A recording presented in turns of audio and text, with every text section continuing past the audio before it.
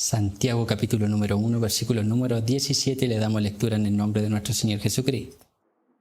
Dice así: Toda buena dádiva y todo don perfecto desciende de lo alto, del Padre de las luces, en el cual no hay mudanza ni sombra de variación. Hasta ahí, mis hermanos, vamos a orar.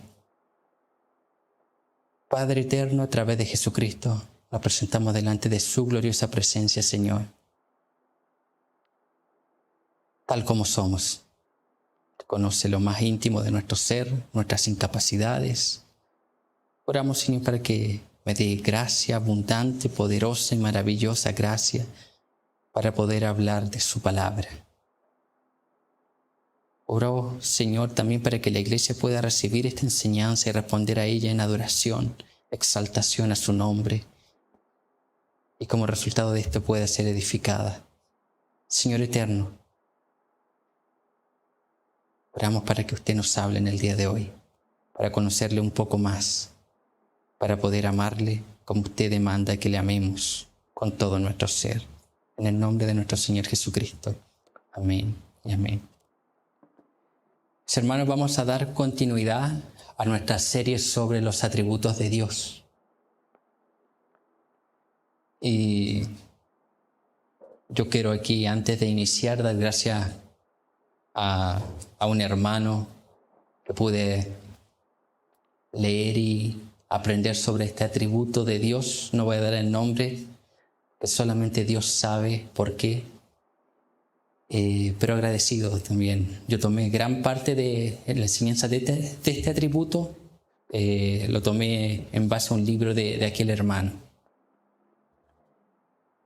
Y en el día de hoy yo quiero hablar sobre un atributo muy desconocido, un atributo de Dios, una perfección de Dios muy poco enseñada. En el día de hoy yo quiero hablar sobre la impasibilidad de Dios. Algunos expertos sobre predicación enseñan lo siguiente. Dice, cuando se preguntan cuánto demora una predicación, ellos dicen lo siguiente: toda una vida. Hay temas complejos que demoran toda una vida. Hay temas que en algún punto de nuestra vida como cristianos y como predicadores, no estamos preparados aún para predicar. Sobre este atributo yo llevo estudiando aproximadamente del año 2021. Esta predicación ha sido todo un desafío. No tanto por entenderla, sino como estructurarla y como presentarla a la iglesia. Entonces, en el día de hoy, mis hermanos, vamos a ver la impasibilidad de Dios. Y todas las confesiones de fe históricas hablan sobre este atributo. Y nuestra confesión de fe bautista de Londres de 1689, en el capítulo número 2, en el párrafo, la primera mitad del párrafo número 1, dice lo siguiente: el Señor nuestro Dios es un Dios único, vivo y verdadero, cuya subsistencia está en Él mismo y es de Él mismo, infinito en su ser y perfección, cuya esencia no puede ser comprendida por nadie, sino por Él mismo. Es espíritu purísimo, invisible, sin cuerpo, miembros o pasiones. El único que tiene inmortalidad y que habita en luz inaccesible. Entonces, nuestra confesión de fe, tanto como la confesión de fe de Westminster, de los hermanos presbiterianos, dicen que Dios es sin cuerpo, sin miembros y sin pasiones. Ahora, tal vez usted se pregunte, ¿qué es la impasibilidad de Dios? ¿Qué es esta perfección? ¿En qué consiste? Esta perfección se puede definir de la siguiente forma: Dios no puede sufrir por causa de sus criaturas.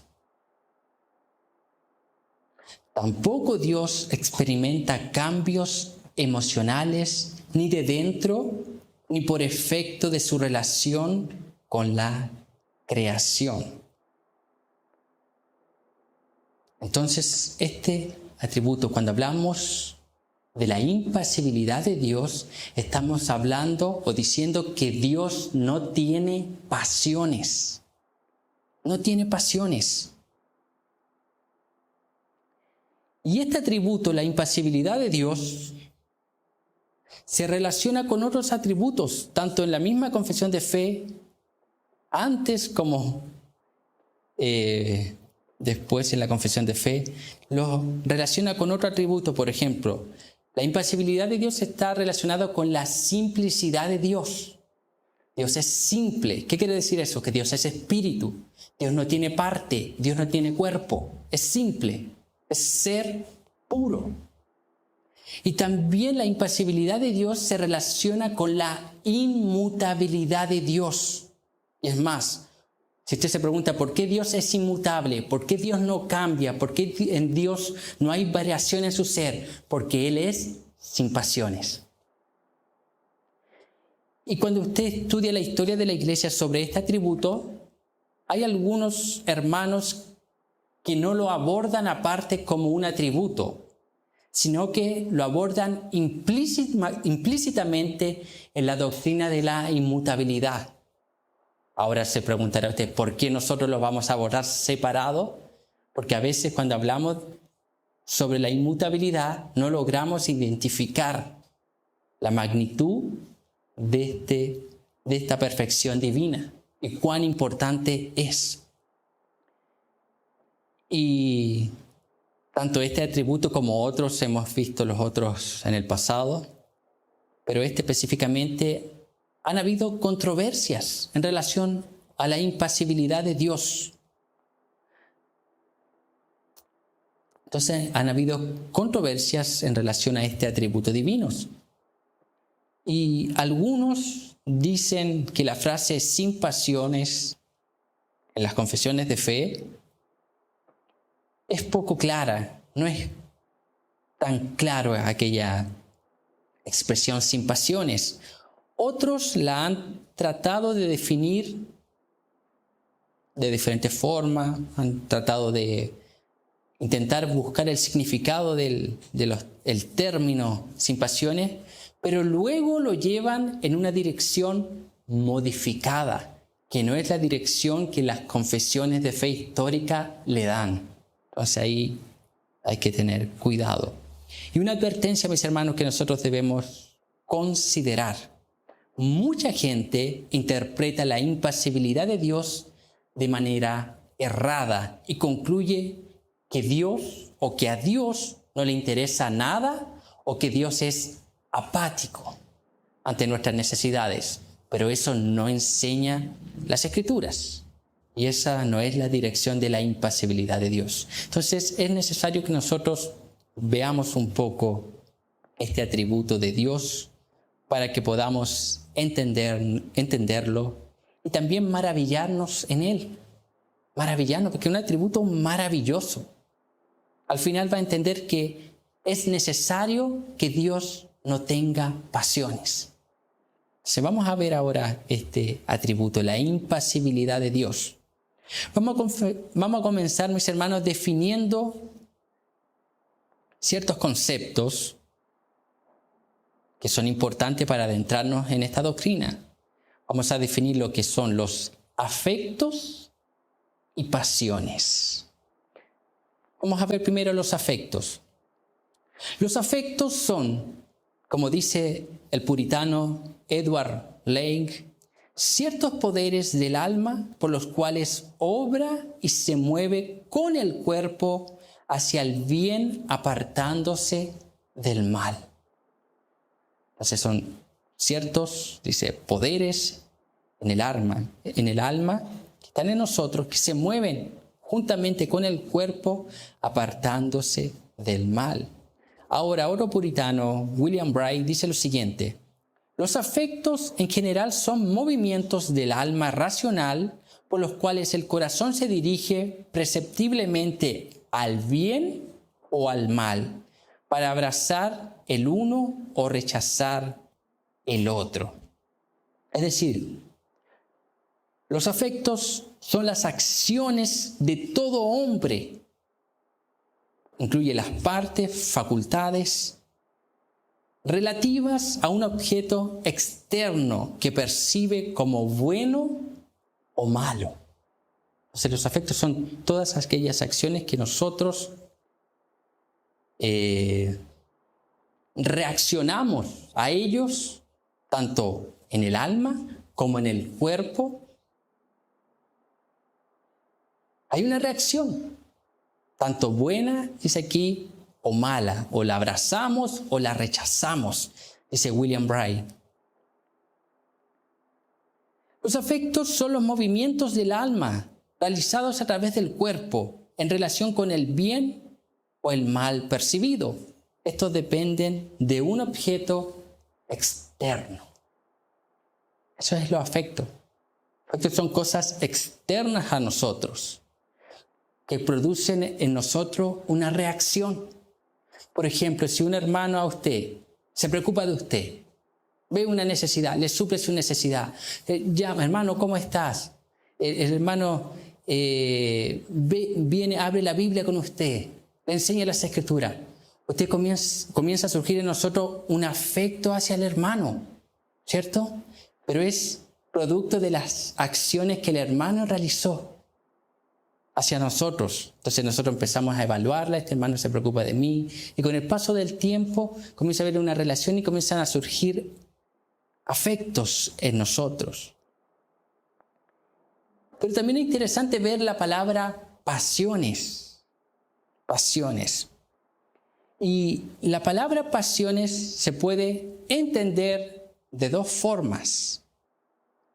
La primera, como un sinónimo de afectos. Entonces, hay muchos autores que definen pasiones como un sinónimo de afectos.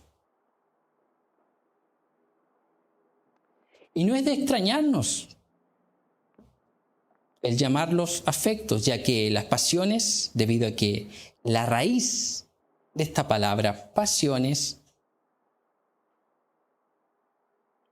significa o está relacionada con ser pasivo o que está sufriendo.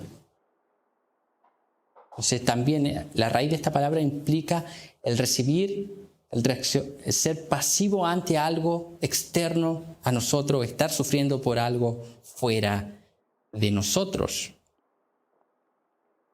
William Ferner dice lo siguiente: los afectos son las pasiones del alma.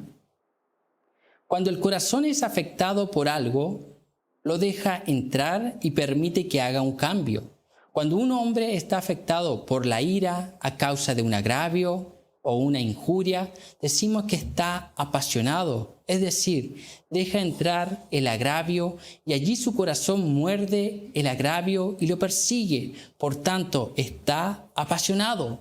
Cuando un hombre es afectado por el amor a un placer, deja entrar el placer y lo deja prevalecer en el corazón. Afecta algo externo en nosotros. Entonces, algunos autores definen la palabra pasiones como un sinónimo de afecto. O sea, cuando habla de afecto, pasiones, está hablando de lo mismo.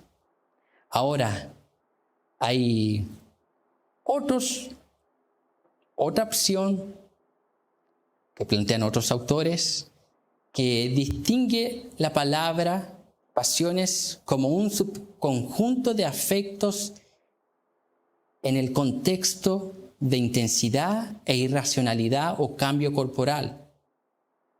Por ejemplo, ¿cuál es para que nos quede más claro, cuál es la idea? Los que dicen que es un sinónimo, también queda claro, afecto, algo de afuera que nos afecta, pasiones es lo mismo, pero hay otros hermanos que dicen que las pasiones es un subconjunto dentro de los afectos. ¿Y cómo es eso? Que los afectos son todas aquellas reacciones o emociones buenas y las pasiones son todas las acciones o reacciones malas. Por ejemplo, ellos dirían, que el amor es un afecto, el odio es una pasión. Esa es la distinción. Entonces ahí hay esas dos opciones, esas dos formas de ver los afectos y las pasiones. Ahora, esto, cuando uno llega a la conclusión de la impasibilidad de Dios, no tiene mucha diferencia. Solamente yo le estoy dando la información porque puede encontrarse con alguien que lo vea de una forma o con alguien de otra forma. Pero la finalidad, a lo que apunta aquí la enseñanza, no va a tener mucha diferencia si lo ve de una forma o de otra forma. Entonces, la intensidad del afecto lo convierte en una pasión y presupone una irracionalidad o descontrol por parte de la persona. La pasión se diferencia del afecto cuando ésta deja una marca en el cuerpo. ¿Por qué? Entonces, ellos dicen así, la segunda definición, la segunda categoría, cuando lo distinguen, dice ya, el afecto es una reacción tranquila, el amor, la compasión, pero la pasión la podemos identificar, dice aquí los autores, cuando ocurre algo en nuestro cuerpo, algo negativo, por ejemplo, la ira, el corazón se altera, la presión a veces sube o baja. Entonces algo ocurre en nuestro cuerpo. Es una forma de poder identificarlo, las pasiones, cuando las estamos experimentando. Entonces las pasiones son tratadas de dos maneras, ya sea como un sinónimo de afecto o como un subconjunto de los afectos en el contexto de violar los límites de la naturaleza, la razón y la moral, etc. Si me preguntan a mí de manera personal, yo diría que es un sinónimo. No tendría problema en afirmar aquello. Ahora, no hay problema que un hermano pueda verlo de una manera distinta. Entonces eso es los afectos, las pasiones. En conclusión, son cosas externas a las cuales nosotros reaccionamos.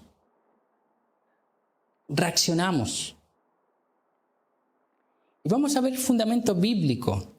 El fundamento bíblico para esta doctrina de la impasibilidad de Dios. Pero en este fundamento bíblico nosotros debemos categorizar 3 tipos de versículos bíblicos. Y vamos a ver los primeros. Los primeros son los pasajes que describen a Dios con el lenguaje de las experiencias y emociones humanas. Por ejemplo, conocido aquí Génesis capítulo 6, versículos 6 y 7, que dice así: y se arrepintió Jehová de haber hecho hombre en la tierra, y le dolió en su corazón. Y dijo Jehová: raeré de sobre la faz de la tierra a los hombres que he creado, desde el hombre hasta la bestia, y hasta el reptil, y las aves del cielo, pues me arrepiento de haberlos hecho. Entonces aquí podríamos pensar que Dios verdaderamente tiene pasiones. ¿Por qué? Porque se arrepintió. 1 Samuel 15:11 dice lo siguiente: me pesa haber puesto por rey a Saúl, porque se ha vuelto en pos de mí, y no ha cumplido mis palabras, y se apesadumbró Samuel, y clamó a Jehová toda aquella noche. Jonás 3:10. Y vio Dios lo que hicieron, y se convirtieron de su mal camino, y se arrepintió del mal que había dicho que les haría, y no lo hizo. Recordamos a la ciudad de Nínive. Entonces, cuando vemos pasajes como estos, varios de nosotros podríamos concluir que Dios se arrepiente, que experimenta dolor en su corazón, se lamenta, se arrepiente con pena. Yo pregunto, ¿hay algo que nos impida pensar en Dios de esta forma? Cuando vemos todo el panorama bíblico. Entonces, esta es la primera categoría de pasaje, aquellos que describen a Dios con el lenguaje de las experiencias y emociones humanas. La segunda categoría de pasajes bíblicos son aquellos que niegan estas mismas experiencias. Es decir, niegan que estén en Dios. Por ejemplo, Números 23:19 dice así: Dios no es hombre para que mienta, ni hijo de hombre para que se arrepienta. Él dijo y no hará, habló y no lo ejecutará. Primero de Samuel 15:29 dice: además, el que es la gloria de Israel no mentirá, ni se arrepentirá, porque no es hombre para que se arrepienta. Malaquías 3:6: porque yo, Jehová, no cambio. Por esto, hijos de Jacob, no habéis sido consumidos. Y el versículo que nosotros leíamos, Santiago 1:17: toda buena dádiva y todo don perfecto desciende de lo alto, del Padre de las luces, en el cual no hay mudanza ni sombra de variación. Entonces, estos pasajes nos muestran que Dios no se arrepiente, no cambia de propósito, no cambia ni en lo más mínimo.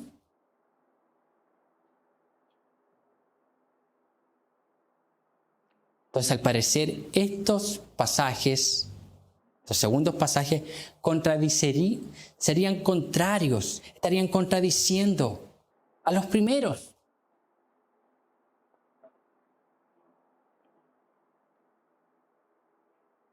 Por ejemplo, tenemos en el mismo pasaje de Primera de Samuel, en el mismo capítulo 15, encontramos en el 15:11, hablando de que Dios se duele, se arrepiente, que le pesaba haber puesto por rey a Saúl. Pero en en ese mismo capítulo, 1 Samuel 15, en el versículo 29, nos muestra que Dios no mentiría ni se arrepiente.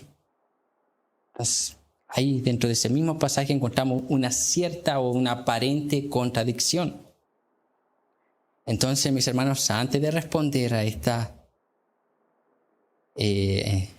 este cuestionamiento, vamos a considerar otro tipo de pasajes que nos ayudan a entender una conclusión final, que son los pasajes que describen a Dios de una manera que hace imposible experimentar afectos o pasiones. Génesis 1:1: en el principio creó Dios los cielos y la tierra.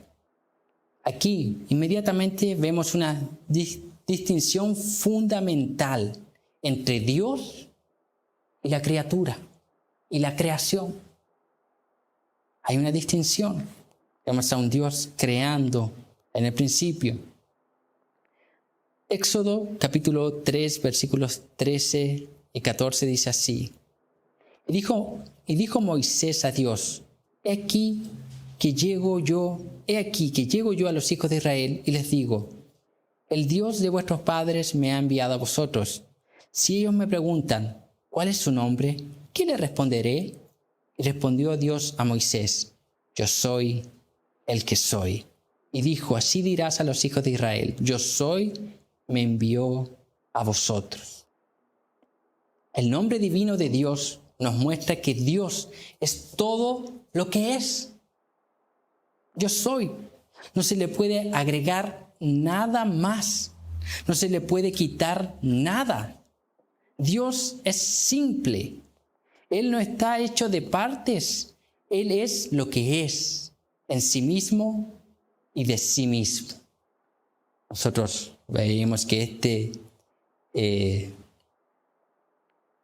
esta palabra, cuando Dios dice yo soy el que soy, está relacionado con el verbo ser y el verbo estar. Él siempre ha sido, será. Y Él siempre ha estado y estará por toda la eternidad. Él es simple. Juan 4:24 dice: Dios es espíritu y los que le adoran en espíritu y en verdad es necesario que adoren. Dios no tiene cuerpo, no está sujeto a la existencia que las criaturas conocemos, especialmente los humanos. Dios es espíritu, es distinto a nosotros. Dios es espíritu y Él no puede tener cuerpo. Como hablando del ser de Dios, sabemos que Cristo es quien se humanó, pero hablamos del ser de Dios, Dios eterno. Él no puede tener cuerpo. ¿Sabe por qué Dios no puede tener cuerpo? Porque Dios lo llenaría todo y no habría espacio para nada más. No habría espacio para la tierra, no habría espacio para el universo, no habría espacio para nosotros, porque lo llenaría todo. Entonces, Dios es perfecto. Por eso que Él es espíritu, Él es simple, es distinto a nosotros los seres humanos. Entonces, surge la pregunta, ¿cómo podemos armonizar estas tres clases de versículos? ¿Cómo? ¿Cómo podemos armonizar estos tres tipos de textos bíblicos? A través de un método de interpretación que nos muestra la propia Escritura. Entonces, vamos a ver en tercer lugar cómo armonizar estos tres tipos de texto. Yo sé que el tema es un poco confuso, pero vamos a intentar llegar a hacerlo más entendible. Pero hay que asentar estas bases para poder llegar a una conclusión. Entonces, en primer lugar, nosotros debemos entender que los textos que hablan del ser de Dios tienen prioridad ante los textos que describen las acciones de Dios.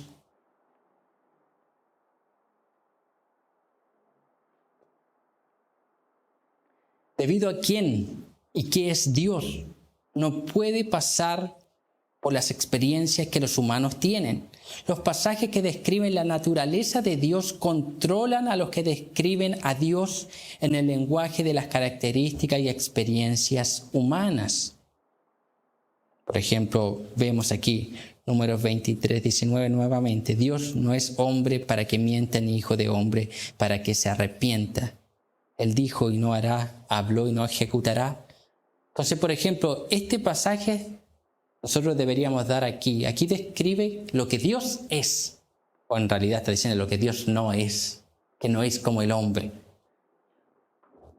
Entonces dice aquí que Dios no puede arrepentirse. Entonces cuando nosotros vemos pasajes como Génesis 6, que nos muestran que Dios se arrepiente, deberíamos someter ese pasaje a este pasaje, en categoría.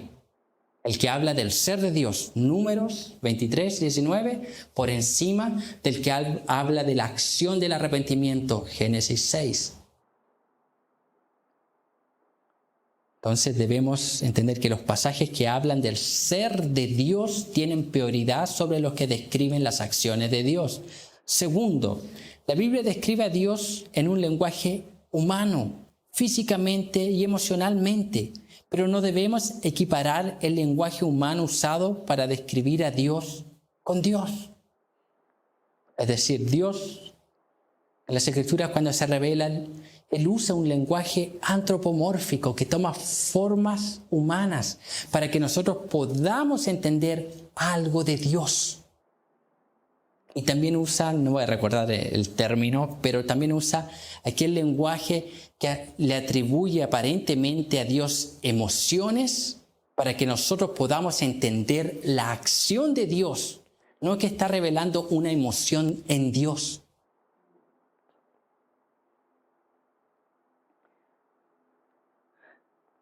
Así como un padre, mis hermanos, le enseña a hablar a un hijo pequeño, nosotros vemos qué hace un padre cuando le enseña a hablar a un hijo pequeño. Simplifica el lenguaje, tiene que ser más explicativo, tiene que simplificarlo, bajar el lenguaje y darle a entender, explicarle, darle ejemplos para que el niño pueda entender el lenguaje. De esta misma forma Dios se hace semejante con nosotros en su palabra. Los versículos que describen a Dios con forma o emociones humanas no pueden interpretarse como representaciones de Dios, sino es Dios no es como nosotros. Sin embargo, al negar tales cosas sobre Dios, debemos cuidarnos de no olvidar que estos pasajes aún nos están diciendo algo. Entonces no debemos tampoco ignorar estos pasajes. Por ejemplo, cuando la Biblia menciona que Dios se arrepintió, no se refiere a la emoción que experimentamos los seres humanos al arrepentirnos, sino a la acción realizada de dejar de hacer algo y comenzar a hacer otra cosa. Ahora, lo importante de esto es que estas acciones, como están en Génesis capítulo 6, que Dios realiza, se le nombran con emociones humanas, pero inclusive estas acciones no son producto de alguna reacción en Dios a algo que el hombre hizo, sino que incluso estas acciones son parte del decreto eterno de Dios. Fueron decretados en la eternidad pasada. Eso es importante.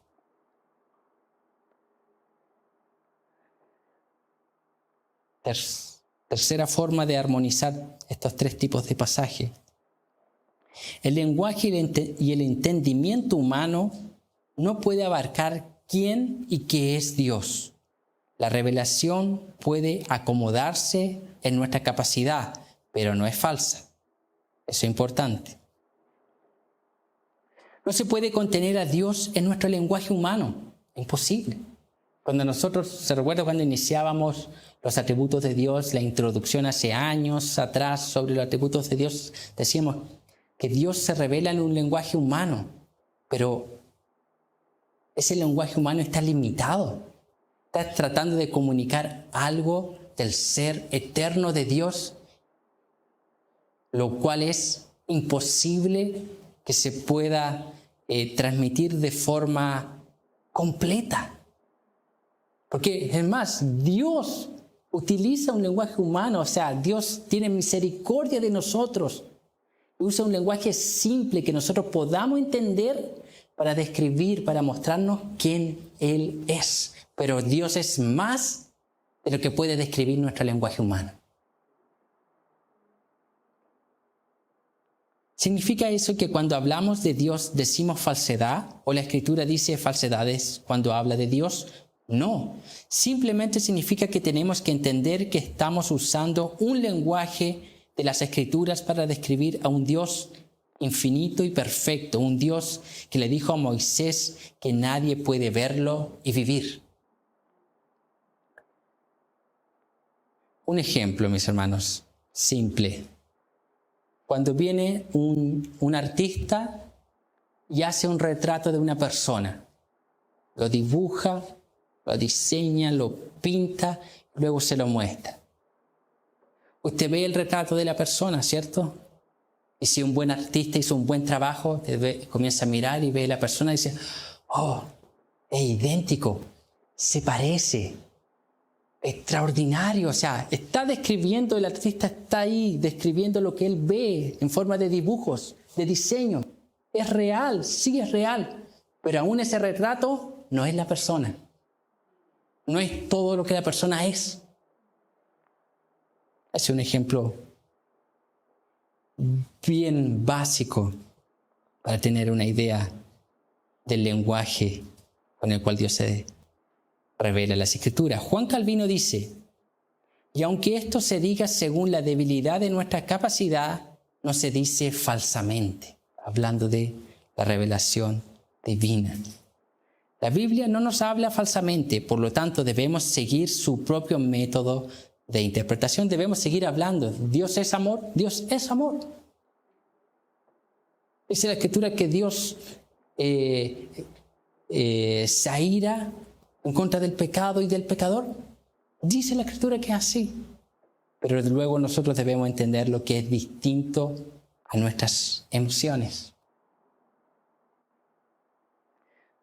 Cuarta forma de armonizar estos tres tipos de pasajes. Necesitamos distinguir entre nuestro Dios eterno en sí mismo y la realización de su decreto en el tiempo y espacio. ¿Se recuerda el primer, segundo, tercer atributo cuando hablábamos de tercero o cuarto? Ya no recuerdo, pero hablábamos del decreto divino. ¿Por qué es importante? Es importante estar relacionado con el ser de Dios. Entonces, todo lo que Dios ha hecho, está haciendo y hará en su momento es el cumplimiento, la realización de su decreto. El decreto de Dios es tan simple como Él. Es una sola causa con una insondable multitud de efectos. Hércules Collins dice lo siguiente: la voluntad de Dios no está suspendida en el tiempo para ver la voluntad de las criaturas antes de que Él ejerza su voluntad con respecto a ellas, como si la voluntad del hombre determinara la suya, como si Dios no pudiera determinar su propia voluntad hasta que vea la del hombre. Sus consejos se llaman designios concebidos desde tiempos antiguos para significar su eternidad.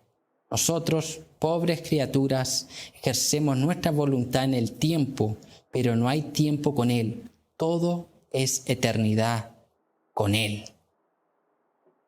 Es decir, cada acción que pareciera que Dios reacciona ante una acción de los hombres, no es así, es parte del decreto de Dios. Dios ya lo había decretado antes que se cumpliese. Entonces, mis hermanos, para ir aclarando un poco más. En cuarto lugar, vamos a entender la impasibilidad de Dios. Entonces, Dios no tiene pasiones ni afecto. Entonces, ¿cómo logro entender cuando las Escrituras me describen, que Dios es amor, que Dios es bondad, que Dios es misericordioso? Entonces, Dios no tiene pasiones ni afecto. Dios tiene perfecciones. Perfecciones. Ese es el término correcto. Perfecciones. ¿Por qué Dios no tiene pasiones ni afectos? Porque Dios no tiene alma. La Biblia dice que es espíritu simple. O sea, la confesión. Y la Biblia dice que Dios es espíritu. Entonces Dios no tiene alma, no tiene cuerpo, ni facultades que pertenecen a ambos, al alma y al cuerpo. Dios es todo lo que Él es. Yo soy el que soy. Acabó. Él es eterno, simple, espíritu, santo. Entonces Dios es todo lo que es, un espíritu purísimo. Él es simple, esencial, actual y perfecto. Dios no tiene ni puede tener pasiones o afectos. Si interpretamos que las pasiones son lo mismo que los afectos, o un conjunto de los afectos, Dios no puede tener pasiones. Los afectos pueden no ser, dependiente de la interpretación. Entonces Dios no tiene pasiones. Inclusive los hermanos que puedan afectos y pasiones definirlo de manera diferente, no como sinónimos, pero aún los afectos son intrínsecos de las criaturas, de los seres humanos y no del ser de Dios, porque Él es un espíritu purísimo. Entonces, todas las acciones de Dios que las criaturas perciben en el tiempo y el espacio son la realización sin obstáculo de su singularidad e inmutable decreto. Hay una causa simple, pero una multitud incomprensible de efectos. Es decir, cada acción que vemos en el tiempo que Dios realiza es parte de su voluntad decretiva, que Dios la decretó antes, en la eternidad pasada. Como criaturas usamos el lenguaje de nuestros afectos para dar nombre a aquellas cosas que Dios hace y que realiza en el tiempo y el espacio. Vemos a Dios actuando de cierta manera Usamos el lenguaje de nuestros afectos y pasiones para describir sus acciones. Pero como nos damos cuenta de que no podemos contener a Dios en nuestro lenguaje, reconocemos que lo que está en Dios es diferente de lo que está en nosotros. Se deben hacer distinciones para salvaguardar las naturalezas divina y humana a ambos lados de esta proclamación analógica. Entonces Dios tiene perfecciones. Él no tiene pasiones, Él no tiene afectos, Él no tiene emociones como nosotros. Las emociones son características de los hombres y no de Dios. Pero Dios no es ajeno a nuestras emociones. Es más, la gran pregunta es ¿por qué Él nos creó a nosotros con emociones? Solo Él sabe. Pero Él es distinto a nosotros. Él tiene perfecciones. Un ejemplo, mis hermanos, para no extenderme tanto. El amor de Dios. 1 de Juan 4:8 dice, el que no ama no ha conocido a Dios, porque Dios es amor. Entonces, Dios es amor, mostrando que el amor en Dios es una perfección, no es una emoción, no es una reacción a estímulo externo. No es que usted va a hacer las cosas correctamente y Dios está mirando, este hizo correctamente las cosas, a este yo amo. No. Dios le ama porque Él decidió amar a su pueblo desde la eternidad pasada hasta la eternidad futura. Y para siempre Él amará a su pueblo porque Él es perfecto en amor. El amor para nosotros es cuando percibimos algo bueno y actuamos hacia ello. Es un afecto según todas las definiciones que hemos visto. El amor no es así para Dios. Él no percibe ni encuentra el bien y no se enamora. Él es amor. El amor es hacer el bien a otro. Dios es bueno en sí mismo y hace bien a sus criaturas por su propia bondad. Por lo tanto, Dios es amor esencialmente. Cuando la Biblia menciona que Dios se arrepintió, se lamentó, fue provocado a ira, debemos eliminar la pasión de esas declaraciones y conectarla con una acción. Dios decreta comenzar una obra y deshacer y comenzar una diferente y no hay cambio en Él. No hay cambio en Él. Entonces, no es el ser de Dios que es afectado. Es una acción que Dios está realizando. Cuando dice que Dios se arrepiente, es una acción que está realizando. Usa Dios la palabra arrepentimiento para que nosotros podamos entender qué pasa cuando alguien se arrepiente. Nosotros decimos, ¿cuál es la acción del arrepentimiento? Dice, ya hay un cambio. Pero cuando usted ve la descripción bíblica del arrepentimiento, es un giro en 180 grados. Deja de hacer algo y comienza a hacer otra cosa. Cuando vamos en términos, no estamos solo considerando lo que ocurre internamente en nosotros, porque nuestras emociones son afectadas cuando nos arrepentimos, ¿cierto? Pero también hay una acción. Y cuando la Biblia muestra eso, nuestro enfoque debe estar en la acción, preguntarnos qué es lo que Dios está haciendo aquí, no qué es lo que Dios está sintiendo. Porque no es aquello externo, lo importante no es la acción externa y que Dios responde a esa acción de una forma reactiva, no. Eso ya fue decretado. Entonces, mis hermanos, para finalizar, intenté ser lo más rápido posible y cortar mucha de la información que tenía para hacer esta exposición más llevadera, poder entender algo de la impasibilidad de Dios. Entonces, ¿qué es la impasibilidad de Dios? Dios no puede sufrir por causa de las criaturas. Si Dios no fuese impasible, Él sufriría. Entonces la impasibilidad de Dios es necesaria en Dios. Dios no puede sufrir a causa de sus criaturas. Tampoco Dios experimenta cambios emocionales ni desde adentro ni por fuera de su relación con la creación. Entonces eso es sumamente importante. La impasibilidad de Dios, cuando usted comienza a entenderla, y por lo menos algo podemos entender de ella, que no hay cosa externa a la cual Dios pueda reaccionar o cosas externas las cuales a Él le puedan afectar como a nosotros.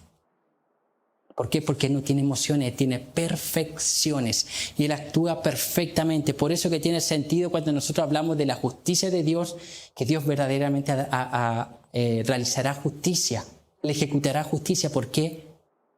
Porque Él es justicia, es perfectamente justo. A Dios nadie le puede sobornar. ¿Me entiende lo importante de la impasibilidad de Dios? Dios no tiene favoritismo por nadie. Dios no va a decir, ahora voy a favorecer a esta persona que hizo mal, que practicó la injusticia, la voy a favorecer porque esta persona me hizo este favor. No, con Dios no ocurre así. Él es perfectamente justo. Ahora, cuando hablamos de la ira de Dios, ¿entiende por qué la ira de Dios es perfecta, es santa, es justa? Porque no es un impulso emocional, sino es la forma en la cual Dios aplica su justicia. Y la impasibilidad de Dios nos muestra, mis hermanos, cuán precioso fue el sacrificio de Cristo. Porque si usted se pregunta y vemos que Dios no tiene pasiones, que Dios no puede ser afectado por nuestras acciones, Él es Dios. Entonces, la segunda persona de la Trinidad, para experimentar lo que experimentó en la cruz, tuvo que tomar forma de hombre.